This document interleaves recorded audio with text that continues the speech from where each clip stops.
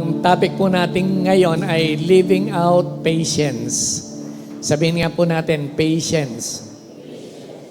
So yan po yung ating particular na topic po sa umaga pong ito. Isa po yan sa bunga ng banal na espiritu. So speaking po ng patience, parang anlawak po ng pwede po nating paggamitan po niyan. Actually, lalo na po in biblical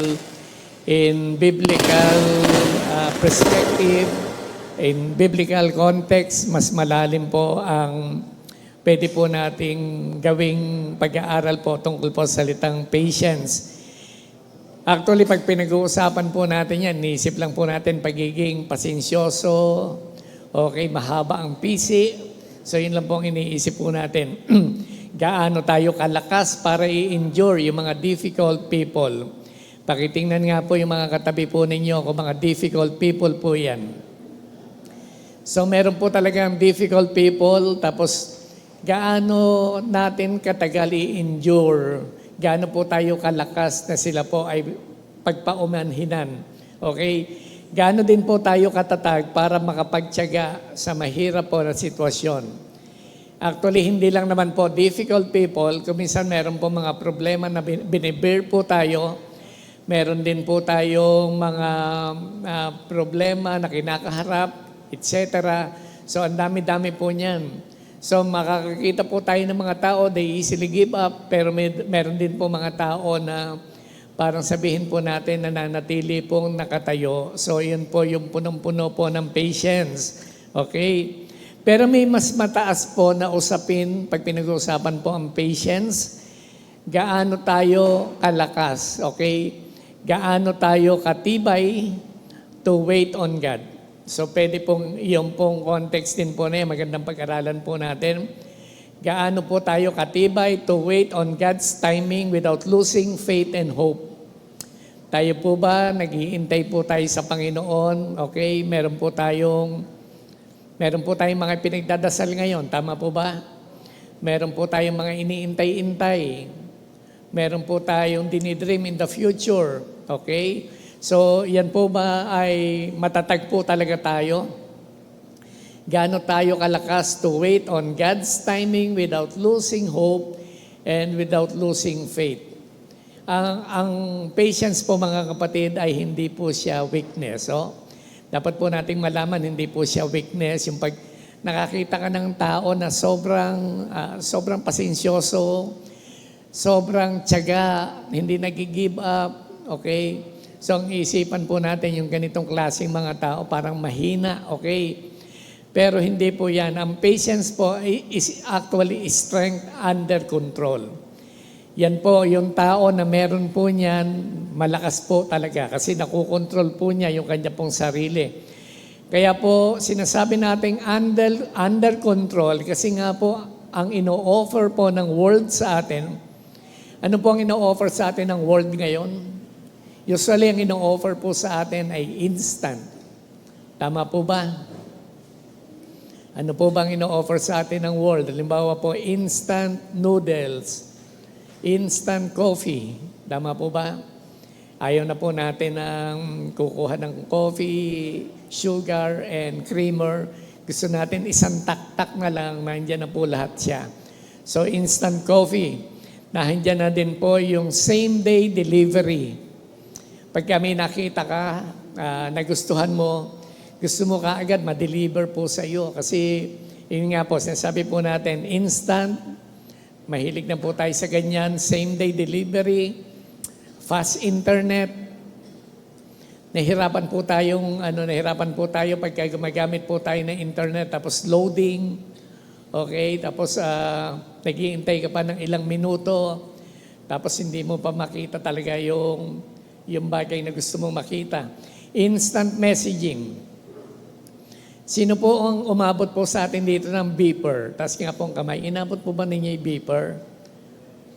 Ano yan? Ako lang. Yan. Inabot po ninyo yung beeper. Yung beeper, yung nagbi-beep. Yung pag beep-beep, so pag tinignan mo, call me, ASAP. Di po ba? Tapos kung nagdadrive ka, hahanap ka ng sari-sari store, na meron pong PLDT, tatawag ka, babayad ka ng 5 pesos or ano pa yan, first 3 minutes. So tatawag ka. Pero ngayon po, instant messaging na. Kaya gusto po natin gano'n, nasasagot po kaagad. So we expect quick answer. Gusto po natin agad-agad ang sagot. Quick. Actually, pagka lahat ng quick success, quick blessing, quick healing, lahat na gusto po natin. Kadalasan, mga kapatid, yon ang gusto po ng tao. Pero ang makikita po natin, oftentimes,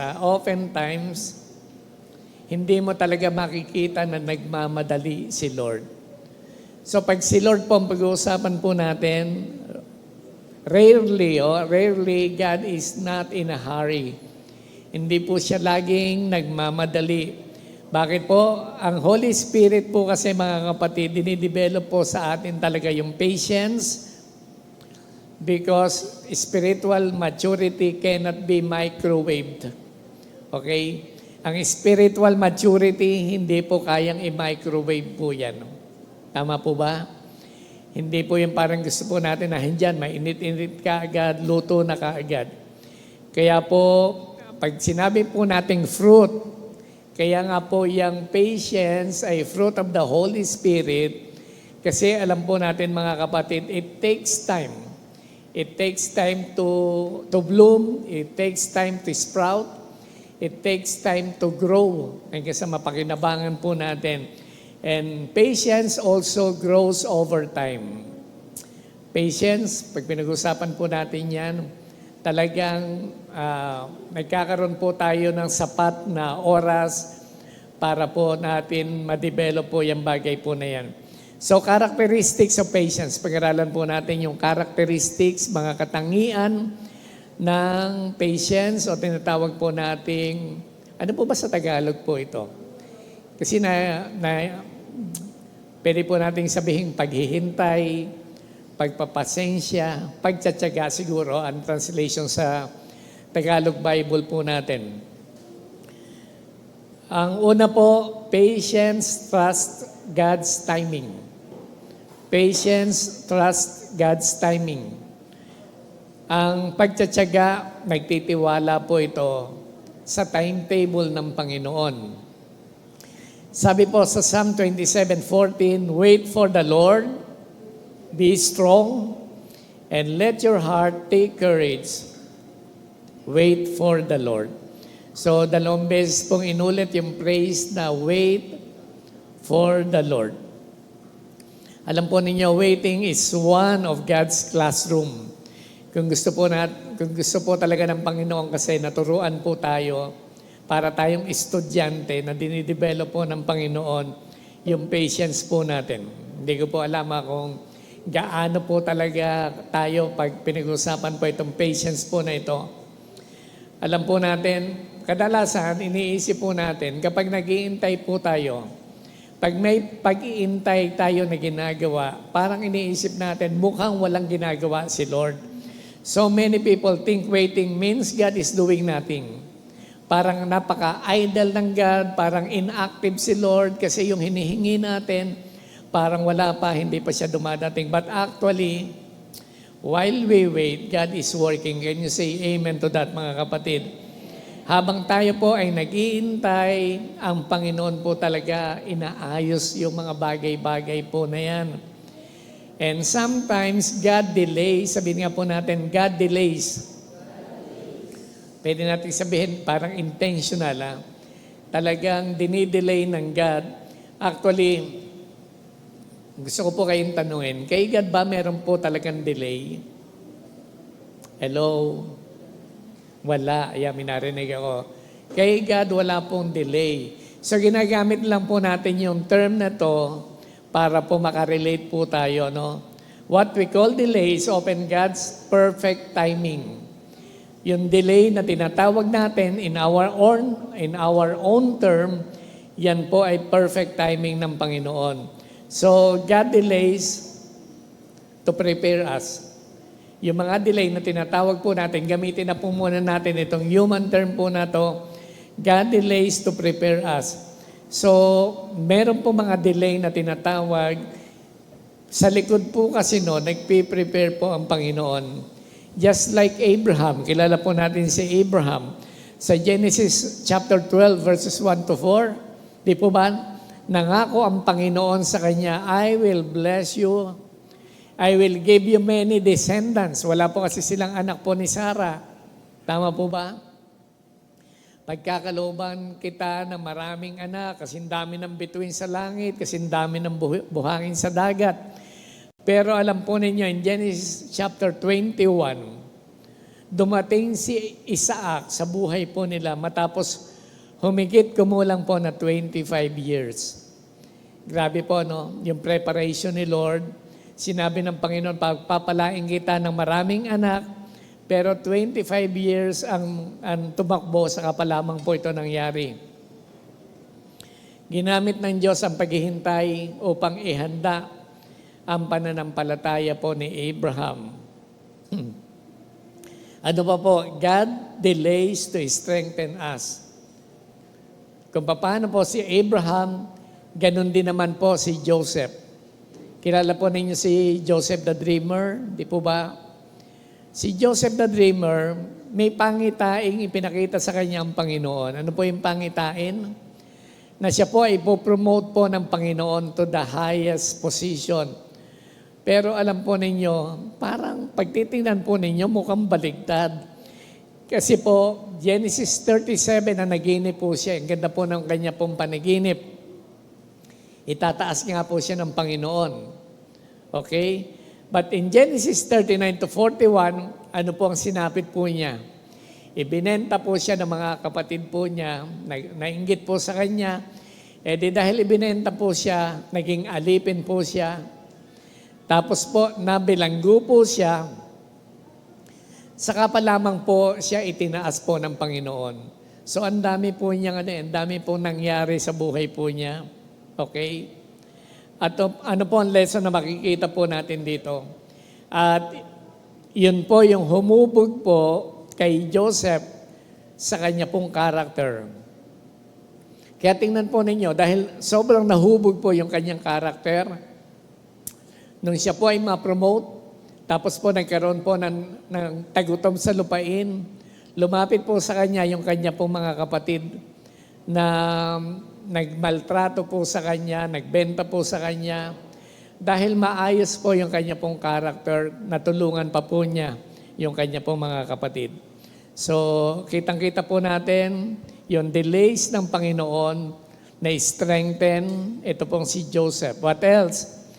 Alam po natin si David, pinrepare po siya ng Panginoon para sa leadership. So kung may mga delays minsan sa atin, maybe God is preparing you for leadership. Hello mga kapatid. Maaring piniprepare tayo ng Panginoon sa bagay po na yan. Kasi po in 1 Samuel 16:13, pinahira na po ng langis ito pong si David. Ano po ibig sabihin na pinahira ng langis, inanoint? Hinirang na po siya na hari. Probably, ang edad po niyan dyan ay mga 13 to 15. But in the age of 30, saka lamang po siya nag-assume ng pagiging hari. So yung panahon po ng paghihintay ay pagsasanay at pagtitiwala sa Diyos. Ano pa po makikita po natin? God delays to teach dependence. So sinasadya ng Panginoon na maintindihan natin na mukhang delay, pero sabi ko nga po sa inyo, perfect timing ni Lord yan.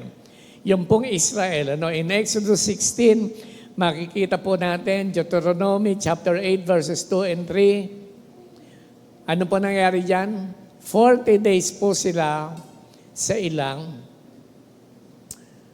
Parang yung ilang po sa kanila, hindi lamang po parusa, kundi panahon po ito ng pagtuturo ng Diyos na sila po ay magpakumbaba at sila po ay magtiwala.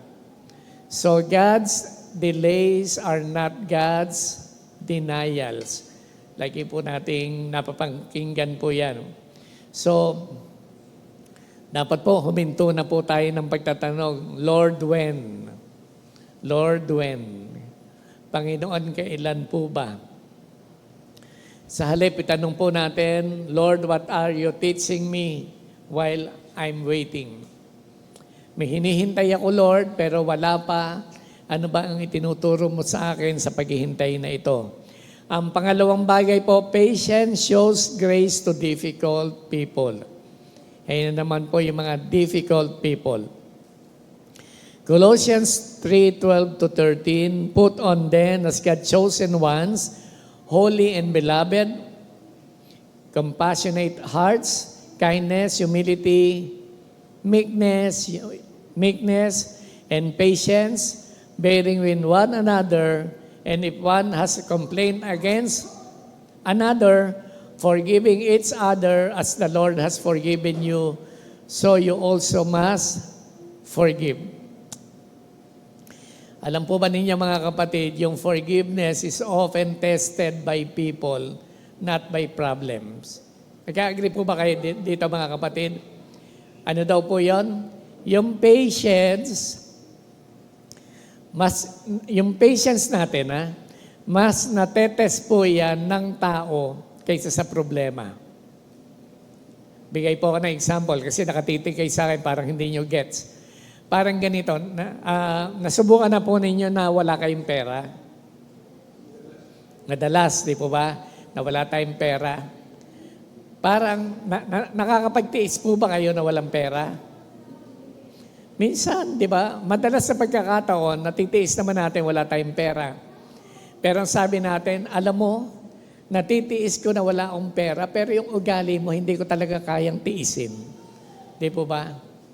Ano po ibig sabihin po niyan?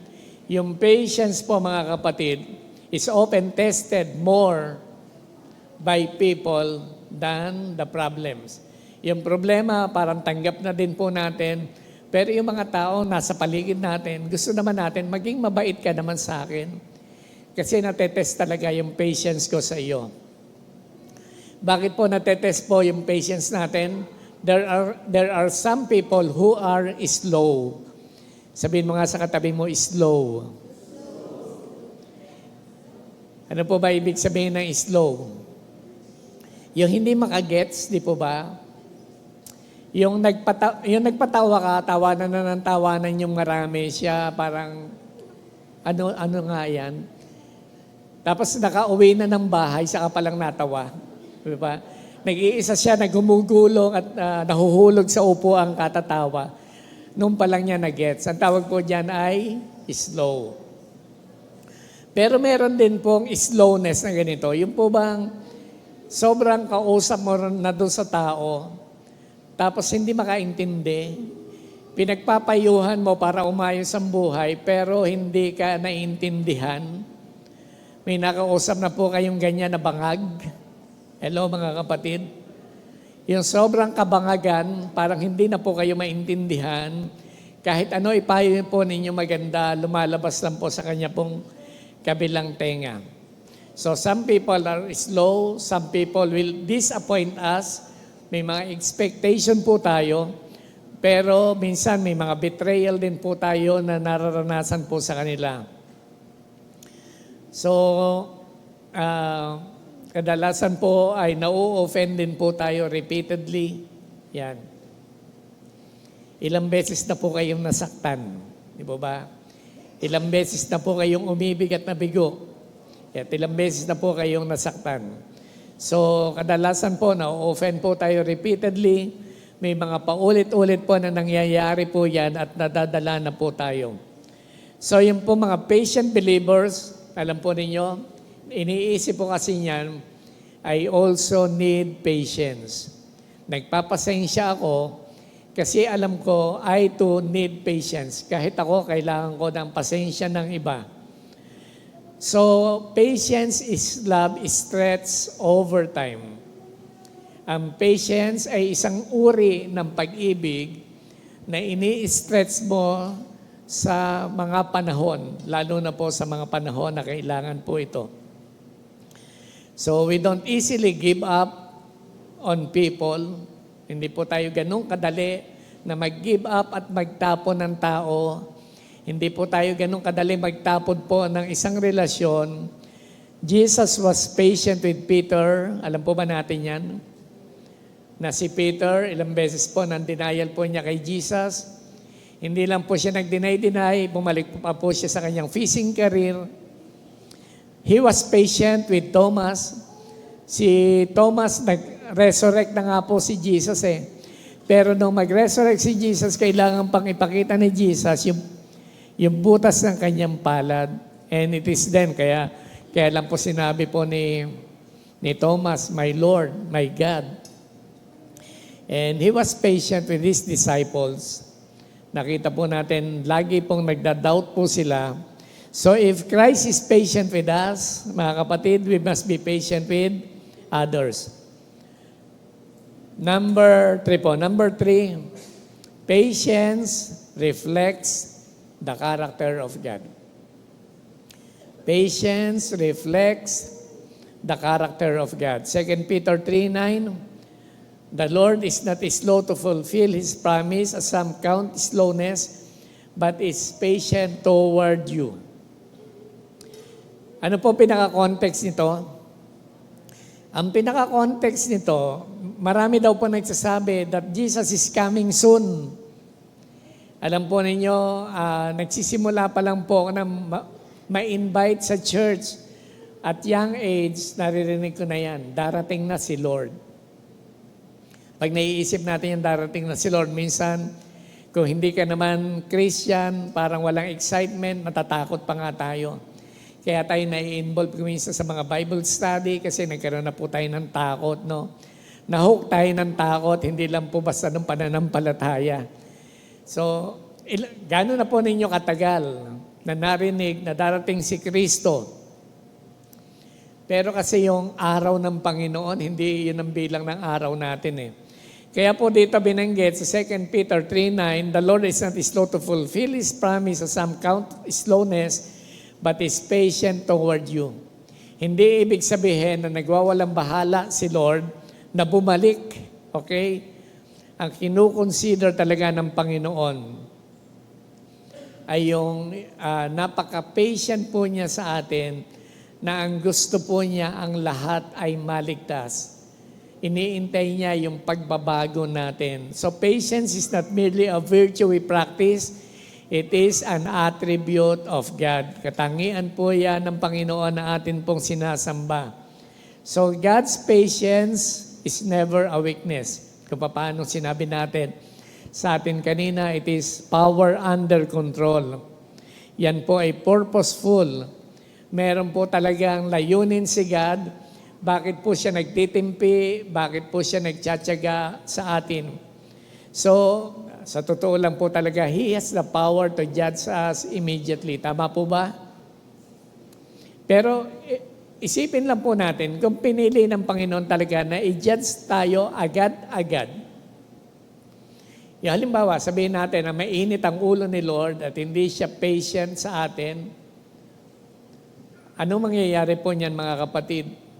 At hindi po tayo nag-repent, wala po tayong time para mag-repent, malamang niyan mga kapatid, wala na po tayo.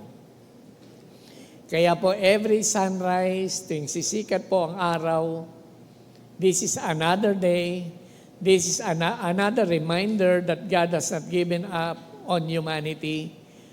Mahal po ng Panginoon ang humanity, sangkatauhan, at gusto po niya na tayo po ay maligtas, tayo po ay sumampalataya po sa Kanya. So Romans 2:4, sabi, God's kindness is meant to lead you to repentance. Ang patience po ng Panginoon is an invitation, not an approval of sin. Hello mga kapatid, ulitin ko lang po yun. No? His patience is an invitation, not an approval of sin. Iniisip po siguro natin, parang ang bagal magalit ni Lord. Baka talagang tinotolerate pa ni Lord yata yung sin. Okay? Parang may approval yung sin na ginagawa ng taong ito. Kasi parang sobrang pinagbibigyan. Pero actually, yung patience ni Lord, it is an invitation for us na lumapit po sa Kanya. So, si Christ po, ang perfect example po natin ng patience. At dinemonstrate po niya ito sa maraming pagkakataon, even yung kanya pong pagkakatawang tao, kasama po ang mga tao na nakasalamuha po niya.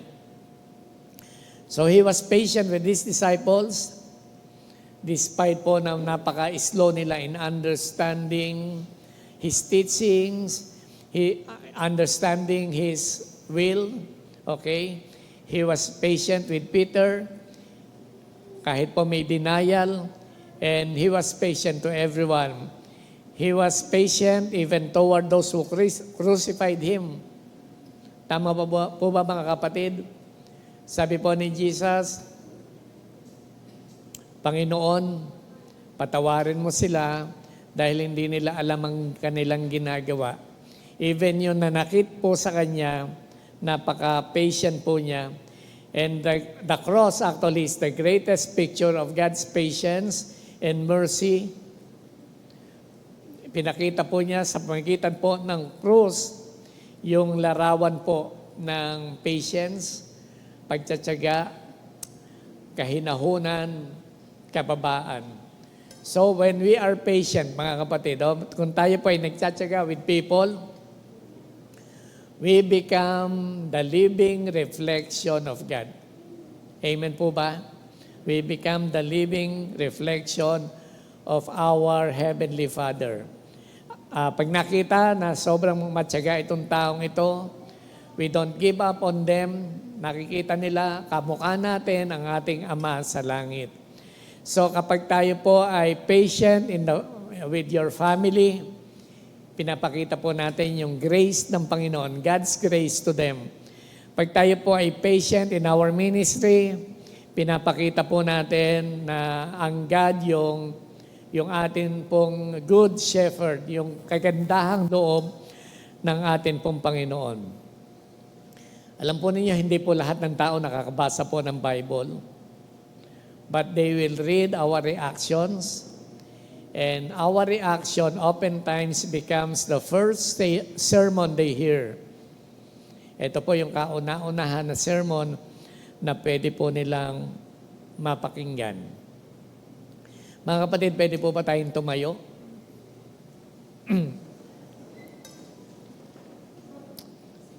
Alam po ninyo, yung patience, it is not passive. It is active. Ito po ay gumagawa. It is active trust. It keeps believing.